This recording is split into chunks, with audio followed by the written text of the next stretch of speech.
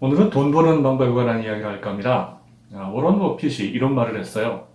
나는 넘지도 못할 7피트 장대를 넘으려고 애쓰지 않는다. 나는 내가 쉽게 넘을 수 있는 1피트 장대를 주위에서 찾아본다. 이 말을 해석해보면 다른 사람들의 행동과 생각에 부안해동하지 말고 자기가 잘할 수 있는 것을 찾아야 돈을 벌 수 있다라는 뜻으로 들립니다. 결과적으로 보면 맞는 말인데 실제로는 사람들과 다르게 행동하면 불안감을 느끼는 대다수 사람들에게는 실천에 옮기기 결코 쉽지 않은 일입니다.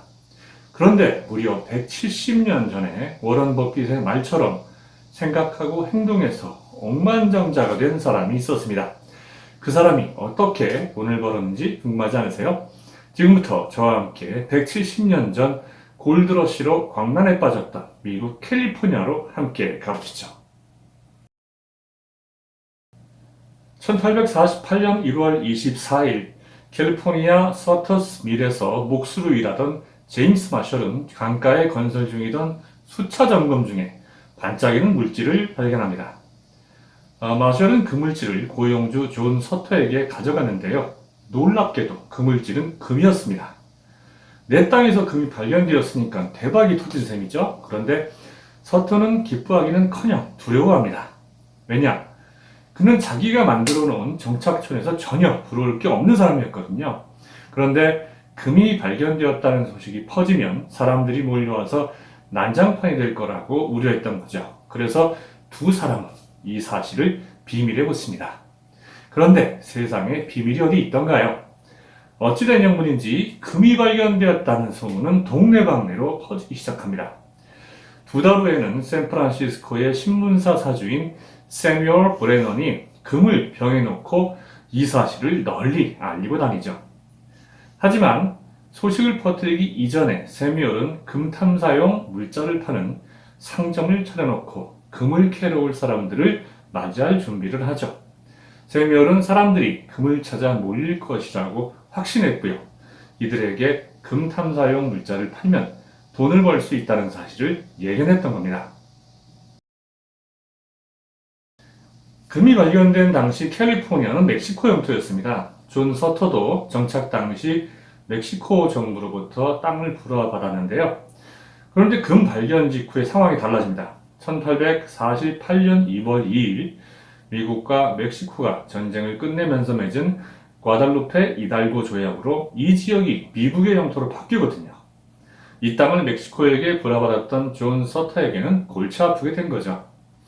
1848년 8월에는 뉴욕 헤럴드지가 캘리포니아의 골드러시 열풍을 동부에 보도합니다.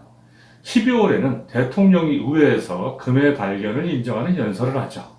이후 미국 전역과 전 세계에서 금을 찾는 사람들이 캘리포니아로 쇄도합니다. 존 서터가 그토록 두려워했던 일이 벌어진 거죠. 골드러시 전에는 샌프란시스코는 인구가 1000명에 불과했습니다. 굉장히 작은 마을이죠. 그런데 금 발견 소식이 퍼지자마자 인구가 급속도로 늘게 됩니다. 얼마나 빨리 늘었느냐 하면 1848년 1000명에서 2년 후에는 2만 5천 명, 그리고 10년 후에는 무려 38만 명이 되어버립니다. 10년 만에 인구가 380배 늘어난 거죠. 우리나라로 보면 저 시골 한적한 면이나 리가 갑자기 도시가 된 거예요. 그런데 한번 생각해 보십시오. 사람이 살려면 사람만 있어서는 안 되잖아요. 상하수도 있어야죠, 주택 있어야죠, 상점 있어야죠, 전기 있어야죠. 이런 기반 시설이 필요한데 이런 게 지어질 새도 없었던 거예요. 그냥 사람만 들었던 거죠. 그러면 어떤 일이 벌어질까요? 개판우분전이 되는 겁니다. 그런데다 금에 눈이 벌게진 사람들이 금을 발견하면 거기다가 딱 깃발 꽂고 권리를 주장하다 보니까 치안과 질서도 엉망이었습니다. 상상만 해도 그곳의 형편이 아주 살벌했다는 것을 짐작할 수 있습니다. 그런데 골드러시가 전혀 터무니없지는 않았던 모양이에요. 왜냐하면 캘리포니아의 자갈층이 금 함유량이 높아서 초기 이주자들은 강이나 개울에서 사금을 꽤 채취했다고 합니다. 이들이 캐낸 금의 양은 미국 지질조사국 추산으로 약 370톤 정도 됐다고 하는데요. 지금 가치로 따지면 수조 원에 해당하는 엄청난 양이었습니다. 골드러시 행렬에 참여한 사람 중에서 최고의 부자가 된 사람은 엉뚱하게도 금을 캐지 않았습니다. 이 사람은 금을 캐는 사람들이 필요로 하는 텐트, 작업복, 침대용품 등을 팔아서 부를 쌓았거든요. 이 사람이 바로 리바이 스트라우스라는 독일 출신 유대인입니다. 리바이는 금이 발견되기 1년 전 독일에서 미국으로 건너오는데요. 리바이의 두 형은 뉴욕에서 이미 포목점을 운영하고 있었고, 리바이도 결국 그 형들 밑에서 일을 하게 되죠. 골드러시 광풍이 불자 캘리포니아로 향하는 인파 속에 리바이도 결국 참여를 하는데요. 하지만 그는 다른 사람들과 달리 잡화상을 할 생각이었습니다. 1853년 리바이는 샌프란시스코에 도착해서 리바이 스트라우스 상사라는 회사를 차립니다. 뉴욕에 있는 형들로부터 물건을 받을 수 있어서 다른 회사보다 경쟁 우위를 가질 수 있었죠. 사람들이 모이들수록 리바이의 사업은 더욱더 번창했습니다. 특히 천막 주문이 많아서 정신이 없을 정도였죠. 어느 날 리바이는 광부들이 모여서 헤어진 바지를 꿰매는 그런 모습을 보았습니다. 그때 그의 머릿속에서 엄청난 가능성을 지닌 사업 아이템이 떠올랐던 거죠. 더 튼튼하고 질긴 바지를 만들면 잘 팔리지 않을까? 리바이는 국리 끝에 팔고 남은 천막천으로 바지를 만들어 보자고 생각했죠. 그렇게 만들어서 리바이스라는 브랜드로 팔기 시작한 바지는 엄청난 인기를 끌었습니다. 그 지역에 있는 광부, 농부, 카우보이들이 모두 리바이스를 입었을 정도였으니까요. 리바이스 거래처 중에 제이콥 데이비스라는 사람이 있었습니다. 제이콥은 리바이로부터 원단을 받아서 텐트, 담요, 수레덮개를 만들던 인물이었는데요. 어느 날 그는 목수가 입을 옷이니까 주머니가 튼튼한 노동복을 만들어 달라는 주문을 받습니다. 제이콥은 바지 주머니 입구와 솔기에 망치로 리벳을 박아서 옷이 쉽게 해지지 않도록 하죠. 제이콥이 만든 바지는 기존 바지보다 훨씬 오래 입을 수 있었고 또 주머니도 쉽게 뜯어지지 않았습니다. 제이콥의 사업은 나날이 번창했고요. 제이콥은 바지 제작 방식에 특허도 받고 싶었지만 돈이 부족했습니다. 그래서 1872년 제이콥이 리바이에게 와서 사정을 설명하죠. 리바이는 제이콥의 이야기를 듣고 공동으로 새로운 바지 제조법에 대한 특허를 신청합니다. 그리고 제이콥을 회사로 영입하죠.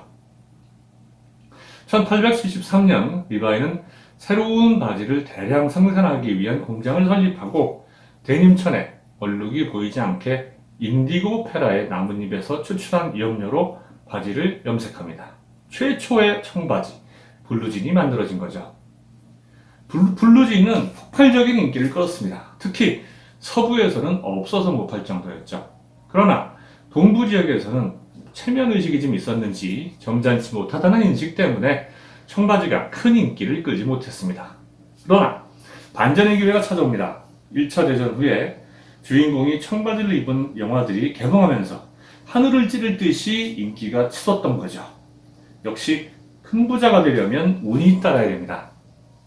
1960년대 청바지는 미국 내에서만 연간 2억 벌이 판매됐고 1977년에는 5억 벌이 팔렸습니다. 교수도 있고 또 정치인도 있고 다 입었습니다. 2차 대전 당시 세계로 파병된 미군들도 입었고요. 또 60, 70년대의 락 문화 그리고 히피 문화 이런 것들에 의해서 청바지는 이제 미국에서 전 세계인이 즐겨 입는 옷이 됐죠. 청바지는 이제 작업복이 아니라 일상복으로도 즐겨 입는 옷이 되었습니다.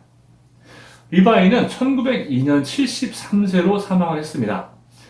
리바이의 유지를 받들어서 1952년 설립된 리바이 스트라우스 재단은 에이즈 퇴치, 노동자 권리와 복지 증진, 사회정의 실현에 많은 투자를 해오고 있는데요. 금에 눈이 멀어서 골드러시에 참여한 다른 사람들과 달리 리바이는 자신만의 확실한 비전과 목표를 가지고 있었기에 엄청난 부자가 됐고 또 사회에도 좋은 일을 할 수 있었습니다. 요즘 비트코인이 대세죠. 지금까지 제가 한 이야기와 비교해보면 골드러시와 흡사하지 않습니까? 마치 제2의 골드러시 같아요. 비트코인에 대해서 하나도 모르면서 남들이 돈 벌었다니까 코인에 투자하지 말고 다시 한번 생각해 보십시오. 여러분들의 성격이나 외모, 장점이 다르듯 돈을 버는 재주도 다 다릅니다. 남들이 돈 벌었다고 그대로 따라해서는 결코 큰 돈을 벌 수 없다는 사실을 리바이 스트라우스는 행동으로 지금까지 우리에게 알려주고 있습니다. 오늘은 여기까지 하겠습니다.